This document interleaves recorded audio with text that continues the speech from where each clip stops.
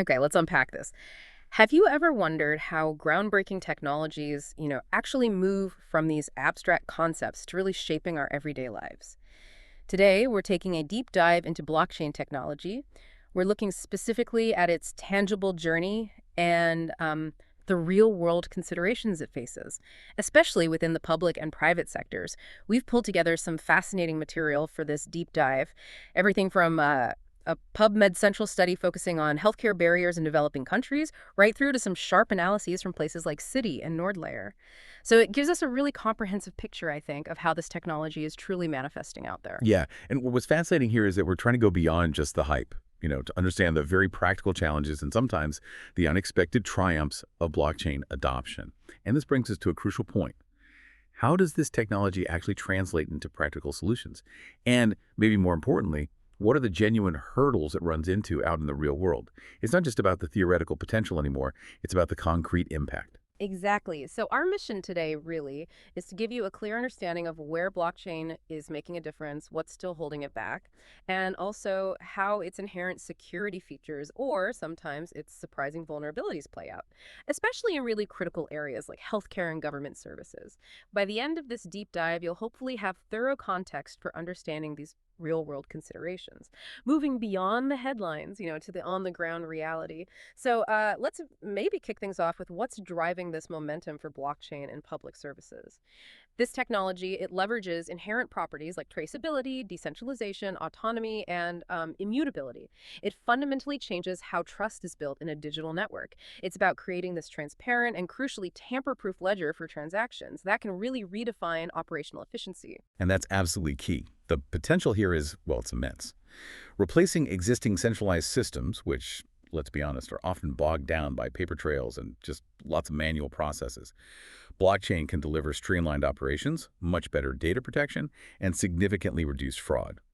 Ultimately, it's about enhancing transparency, efficiency, and trust in public operations, areas where historically there's been a bit of a struggle. Right. And we're seeing a significant push now for digitalization generally, just to boost operational effectiveness, especially in public healthcare.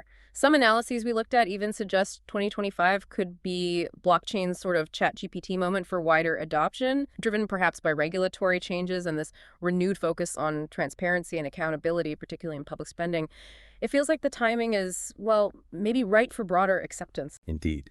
And the healthcare sector specifically is pouring more resources into digitalization. That's opening up huge opportunities for systemic enhancements.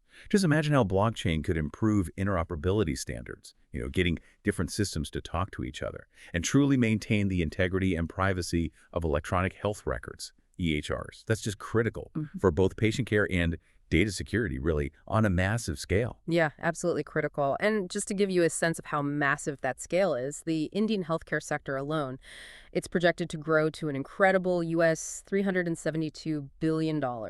That's just a monumental canvas for blockchain to potentially make a real difference. Okay, so we've touched on the vision, the potential. But where does the rubber meet the road, especially in these critical areas like public health in developing nations where the stakes are just incredibly high? Because despite all this promise, widespread use of blockchain in these regions is still very much in its early stages. It's definitely not a uniform adoption curve across the globe. That's right. There was a fascinating study we looked at that specifically drilled down into the main sociological, economic, and infrastructure obstacles for blockchain adoption in public health systems, specifically in places like India. And what's truly striking, perhaps surprisingly, is that the single biggest bottleneck identified, it isn't necessarily the technology itself. It's a fundamental lack of understanding of blockchain at the higher levels of authority and decision-making. If we can crack that nut, many other sort of dependent barriers, things like investment levels or grasping the legal side, could potentially begin to crumble. That's a really powerful insight. The study actually called these foundational issues driving forces. So beyond that low understanding of blockchain, they also highlighted things like low investments in R&D, a lack of clear future projections for technical projects, a poor grasp of the legal implications, which is huge, and a distinct lack of dedication or maybe buy-in from senior authorities. It's almost as if the groundwork isn't fully laid yet. Exactly. And building directly on those driving forces, The study then identified this whole cascade of dependent barriers. Mm. These are the issues that essentially arise because those foundational problems aren't properly addressed. Hmm. So we're talking about things like, well, a lack of trust between different parties involved, inadequate infrastructure for actually storing the data securely, real challenges with data scaling, handling large volumes, and ensuring its proper stewardship over time. You've got high maintenance costs, persistent data security risks, the absence of clear health informatics standards to make everything work together, and just general privacy concerns. And yes, you mentioned it, a very real issue where executives simply lack the technical expertise to really champion these transformative changes effectively. So, okay, what does this all mean then for policymakers on the ground? The study did lay out some pretty concrete suggestions. For instance, eliminating security barriers for shared medical data, think EHRs, data from medical equipment, even patient feedback, that's crucial, to allow vital information to flow freely but also securely. They also highlighted blockchain's potential to reduce threats like counterfeit drugs, by creating a tamper-proof drug supply chain from manufacturer to patient and integrating quality management systems. This could automate things like insurance claim verification and drastically reduce fraud, partly because there's no single central authority controlling everything. But even with these really useful insights, the path isn't straightforward. And this brings up an important point. Blockchain in healthcare still faces significant inherent limitations. We're talking about scalability issues, meaning it can struggle to handle the truly massive amounts of data and transactions you see in, say, a national healthcare system. Then there are interoperability problems, really getting different blockchain systems or blockchain and legacy systems to talk to each other seamlessly. That's a tough one. Mm-hmm. And of course, regulatory compliance. Just navigating that complex web of legal frameworks and privacy concerns like GDPR or CAIPE.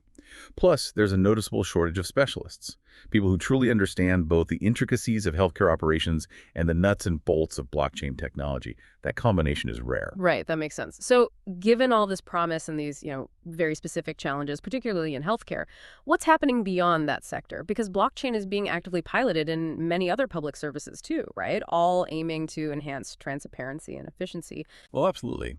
A particularly compelling example, I think, is the World Bank's Funds Chain initiative. This just launched recently, September 2024. They're using a private blockchain that's key to dramatically improve transparency and efficiency in how they distribute funds for development projects.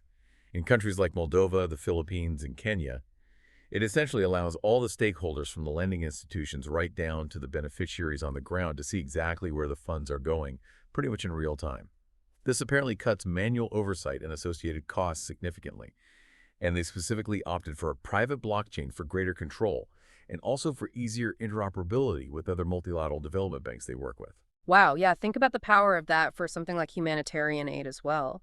The UN Refugee Agency, UNHCR, they successfully used the Stellar blockchain, which is a public one, I believe, to distribute financial aid in places like Ukraine and Argentina. This apparently translated into significant cost savings for them, real-time tracking for donors who want to see their money's impact. And crucially, it provided enhanced security and autonomy for beneficiaries, people who might not have access to traditional banking services at all. It's a powerful example of direct positive impact. Definitely. And digital identity is another really powerful application. It addresses a truly global challenge. BlockRun can provide a decentralized, tamper-proof mechanism for identity verification, which not only helps reduce fraud, but can potentially extend vital services to underserved communities. Just consider this. There are nearly 850 million people worldwide who lack any form of official identification. Blockchain-based digital IDs, maybe leveraging alternative data like biometrics, could fundamentally empower these individuals. It's fascinating. And while some early efforts, like Zug in Switzerland, they had an Ethereum-based ID that saw somewhat limited adoption. Brazil introduced a new national identity card just last year, in 2023, and they strategically decided to leverage a private blockchain called B-Cadastros. Their specific goal is to boost security and reliability for data sharing between different public bodies. So it shows a very deliberate application of the tech to a core government function, not just an experiment. Right. And if we connect this to the bigger picture of financial applications, especially at the institutional level, we see blockchain exploring things like tokenized promissory notes, basically taking those traditional paper financial promises held by development banks and putting them onto a blockchain for greater efficiency and traceability. That's seen with Project Promissa. Similarly, digital bonds are emerging, often on private blockchains and sometimes using central bank digital currencies or CBDCs. Good examples are the European Investment Bank's Project Venus and some recent bond issuances in Lugano, Switzerland. These are really about streamlining massive financial flows between big institutions. Okay, but here's the crucial twist, I think. For all its talk of immutability and transparency, blockchain isn't some kind of magical shield for security, is it? In fact, many of its vulnerabilities are surprisingly familiar, especially when we're talking about handling sensitive public data. It's a common misconception, maybe, that just using blockchain automatically makes something impenetrable. It often just shifts the attack surface, right? That's a great way to put it. Users often assume blockchains are inherently safer. But yes, they remain vulnerable to threats we already know well. Phishing attacks, for instance, are still a major vector. They target users' private keys, allowing hackers to compromise transactions and steal assets. Man-in-the-middle techniques can also be used to steal those critical private keys, giving attackers potentially unlimited access to a user's blockchain accounts or data. And let's not forget endpoint vulnerabilities. These arise from just insecure local storage of keys or maybe compromised devices, laptops, phones where those keys might be kept. Basic security hygiene still matters immensely. And here's where it gets particularly interesting, or maybe worrying. Even smart contracts. You know, those self-executing agreements that are supposed to be ironclad because they're code, even they can have flaws in their underlying code. Just back in 2021, hackers exploited specific code vulnerabilities in smart contracts to steal over $600 million from Poly Network. It was a really stark reminder that even the most sophisticated systems aren't immune if the code isn't rigorously audited and tested. Absolutely. And this raises an important question about network-level security, too. Inadequate verification processes on a blockchain can lead to crippling civil attacks. That's where a malicious actor pretends to be many different participants to kind of distort the network consensus. Or even worse, the infamous 51% attack, where a single entity gains control of a majority of the network's processing power. That could potentially allow them to double spend coins or even rewrite parts of the transaction history, ruining the integrity. And even private blockchains aren't immune. They can be vulnerable to insider attacks from disgruntled employees or administrators. Or, if they become too centralized, the controller itself becomes a single point of failure or attack. Okay, so given all that, what does this actually mean for securing these increasingly vital systems? What are the best practices? It sounds like some of it is surprisingly similar to traditional cybersecurity. It really is in many ways. Robust encryption is fundamental. Implementing sophisticated identity and access management, or IAM solutions, to carefully authorize and manage who can do what is critical.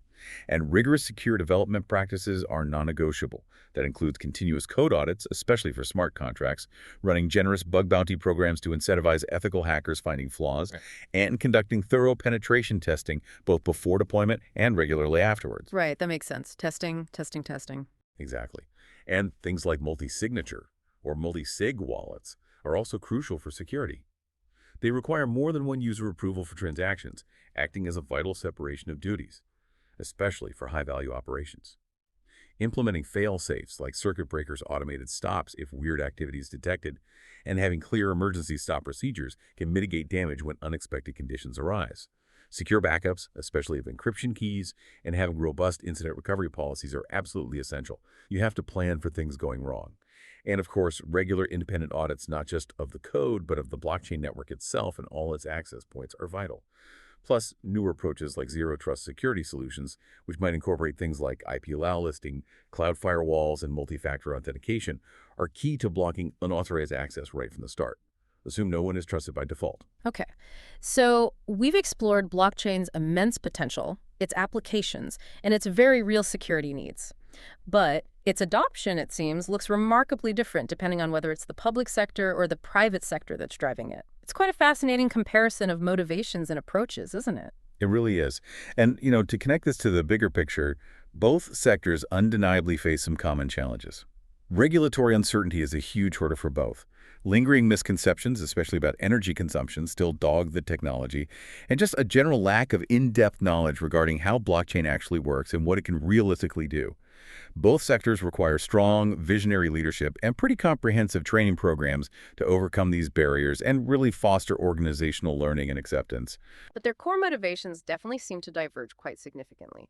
The private sector, well, it's primarily driven by things like scalability, achieving operational efficiency, being responsive to the market, and, crucially, achieving a competitive advantage and ultimately generating profit. Their approach to risk management is inherently more flexible, adapting quickly to market needs.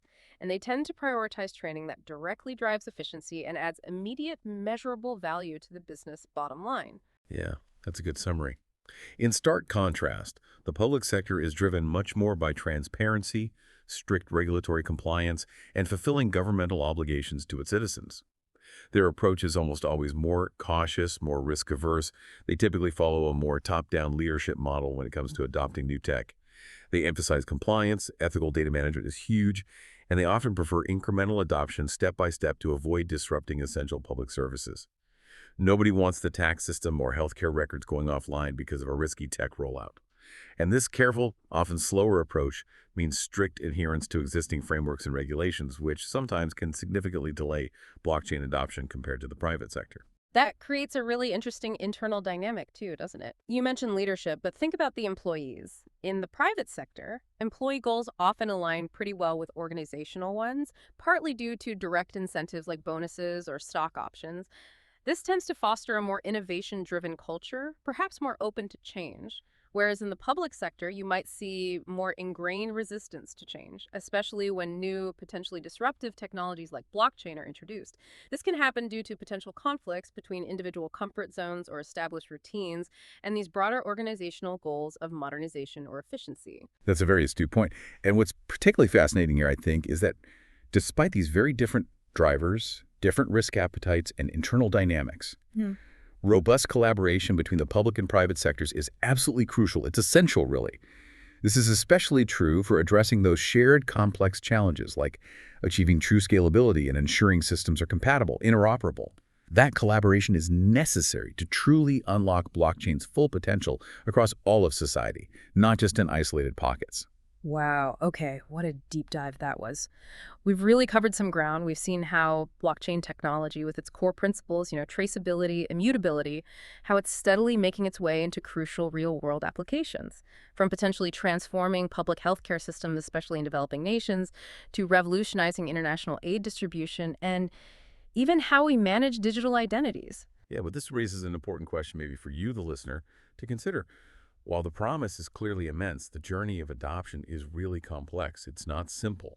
We've highlighted the critical need to address not just the technological hurdles, things like scalability and getting systems to talk to each other, interoperability, but also organizational resistance, the need for much clearer regulations, and of course, those ever-present security challenges that demand really robust, multi-layered solutions. It's a very nuanced landscape where often the human element, the organizational change part, proves to be just as challenging, if not more so, than the technical side. That's so true. So the next time you hear about blockchain, maybe try to think beyond just cryptocurrencies.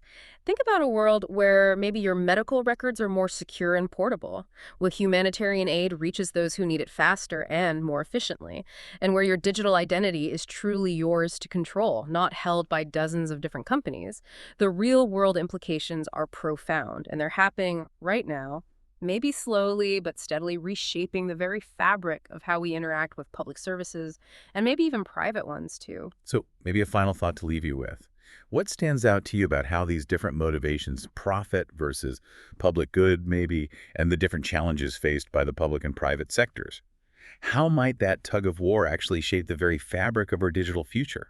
How will this ultimately impact your daily life, perhaps in ways you don't even realize yet? Definitely something to think about. We hope this deep dive has given you a clearer, more informed perspective on blockchain's tangible, sometimes messy, journey into our world. Until next time, keep digging for those insights.